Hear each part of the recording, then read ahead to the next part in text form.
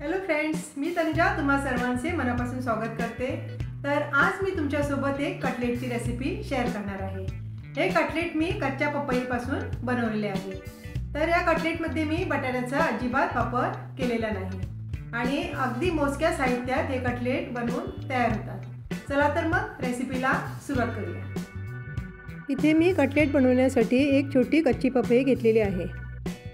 तर या पपईचे मी साल आणि बिया काढून स्वच्छ करून घेतलेले आहेत आणि याचे छोटे छोटे तुकडे करून घेतलेले आहेत। आता हे आपण किसणीवर छान बारीक किसून घेऊया।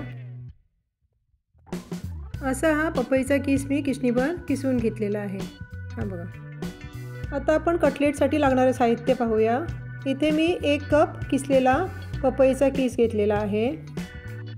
इथे 2 मोठे कांदे मी बारीक चिरून घेतलेले आहेत। इथे 1 मोठा चमचा मी हिरवे मटार घेतलेले आहेत।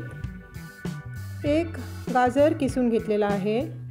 1 मोठा चमचा मी इथे मक्याचे दाणे घेतलेले आहेत। 1 ढोबळी मिरची इथे मी बारीक चिरून घेतलेली आहे आणि इथे आलं, लसूण आणि हिरवी मिरचीचा ठेचा घेतलेला आहे। इथे मी 4-5 हिरव्या मिरच्या, 4-5 लसणीच्या पाकळ्या आणि अर्धा इंच आल्याचा मी ठेचा करून घेतलेला आहे। गॅसवर मी एक पॅन ठेवलेला आहे। त्यात आता तेल थोडंसं मी घालून घेतलेलं आहे। आता तेल तापून झाल्यावर त्यात आपण हिरवी मिरची, आलं आणि लसणीचा ठेचा घालून घेऊया आणि छान आता खमंग फोडणी इथे आपण करून घेऊया। आलं, लसूण, हिरवी मिरची छान आपली तेलावर परतून झालेली आहे। आता त्यातच आपण हा बारीक चिरलेला कांदा घालून घेऊया। हा कांदा आता थोडंसं आपण यात मीठ घालून छान तेलावर आता परतून घेऊया।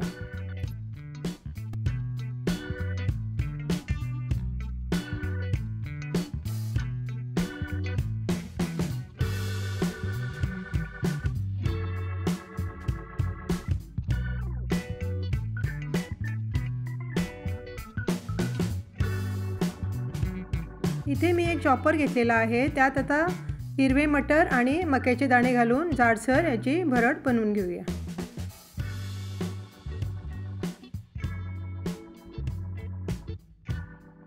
हे बघा, इथे मी अशी जाडसर भरड बनवून घेतलेली आहे मक्याची आणि हिरव्या मटारची। तोपर्यंत इथे आपला कांदा छान फोडणीत परतून झालेला आहे। आता यातच आपण हा पपईचा किस घालून छान फोडणीमध्ये परतून घेऊया। इथे मी पॅनवर झाकण ठेवून 2 मिनिटांकरता हा किस वाफवून घेतलेला आहे। आता यातच आपण ही चिरलेली ढोबळी मिरची घालून घेऊया आणि किसलेला गाजराचा किस यातच आपण घालून आता हे सर्व छान मिसळून घेऊया। आता यात आपण हिरवे मटार आणि मक्याच्या दाण्याची जी जाडसर भरड केली होती ती घालून घेऊया आणि आता हे सर्व साहित्य छान आपण आता मिसळून घेऊन यावर झाकण ठेवून आता छान हे वाफवून घेऊया।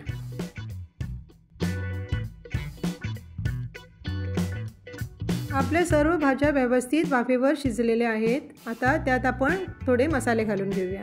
यात मी पाव चमचा हळद घातलेली आहे।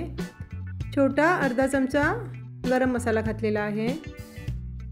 छोटा अर्धा चमचा धणे पावडर घातलेली आहे आणि पाव चमचा इथे मी जिऱ्याची पावडर घालून घेतलेली आहे। आता यातच आपण थोडासा हिंग घालून घेऊया आणि थोडंसं यात आपण मीठ आणि थोडीशी चवीपुरती इथे मी साखर घालून घेतलेली आहे आणि हे आता व्यवस्थित आपण परतून घेऊया।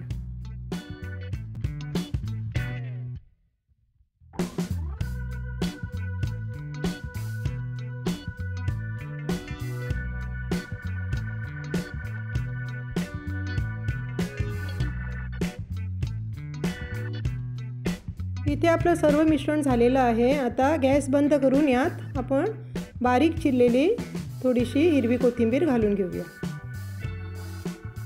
आपलं सर्व मिश्रण इथे थंड झालेलं आहे। आता मी बाइंडिंगसाठी इथे 1 चमचा मूग डाळीचं पीठ घेतलेलं आहे, ते घालून घेऊया आणि इथे मी पोह्याची पावडर मिक्सरमधून बनवून घेतलेली आहे, ती मी इथे 1 चमचा घालून घेणार आहे। तर आपण इथे बटाट्याचा वापर केलेला नाही, म्हणून बाइंडिंगसाठी मी इथे दोन्ही पिठं वापरलेली आहेत. तर ही दोन्ही पिठं आपण व्यवस्थित या मिश्रणामध्ये मिसळून घेऊया आणि छोटे छोटे कटलेट्स ते आपण आता बनवून घेऊया. बघा असे सर्व मिसळून पीठ घेतलेलं आहे मी. आता बाइंडिंग आपलं व्यवस्थित होत आहे. आता याचे आपण असे छोटे छोटे कटलेट्स बनवून घेऊया. इथे मी सर्व कटलेट्स बनवून घेतलेले आहेत आणि घेतलेल्या साहित्यामध्ये आपले 10 कटलेट्स इथे बनवून तयार झालेले आहेत. कटलेटला वर लावण्याकरता मी इथे ब्रेडचा वापर केलेला नाही. इथे मी पोह्याचा चुरा आणि मूग डाळीचं पीठ घेतलेलं आहे आणि त्यातच मी हे सर्व कटलेट आता घोळून घेणार आहे. इथे मी सर्व कटलेटना असं पोह्याचं पीठ आणि मूग डाळीचं पीठ लावून घेतलेलं आहे. आता आपण पुढचा प्रोसेस करूया. गॅसवर मी एक पॅन ठेवलेला आहे. पॅन गरम झाल्यावर त्यात मी थोडंसं तेल घालून घेतलेलं आहे आणि तेल तापल्यावर त्यात आपण सर्व कटलेट्स घालून घेऊया. असे हे सर्व कटलेट्स घालून घेऊन त्यावर झाकण ठेवून 1-2 मिनिटाकरता हे कटलेट्स आपण वाफवून घेऊया.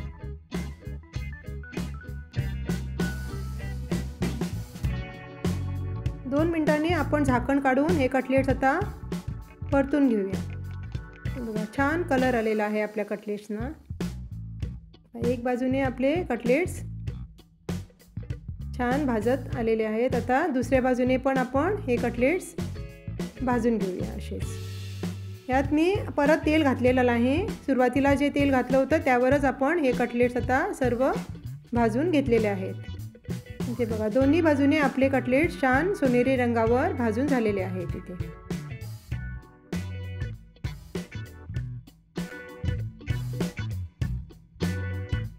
वरून थोडेसे क्रिस्पी आणि आतून मऊ लुसलुशीत आपले कटलेट्स बनवून तयार झालेले आहेत. हे बघा आपले कटलेट्स छान इथे बनवून तयार झालेले आहेत. एक मी तुम्हाला आता इथे कटलेट तोडून दाखवते. छान मऊ लुसलुशीत आणि वरून थोडेसे क्रिस्पी हे कटलेट्स आपले बनवून तयार आहेत. खायला या पपईचे कटलेट्स.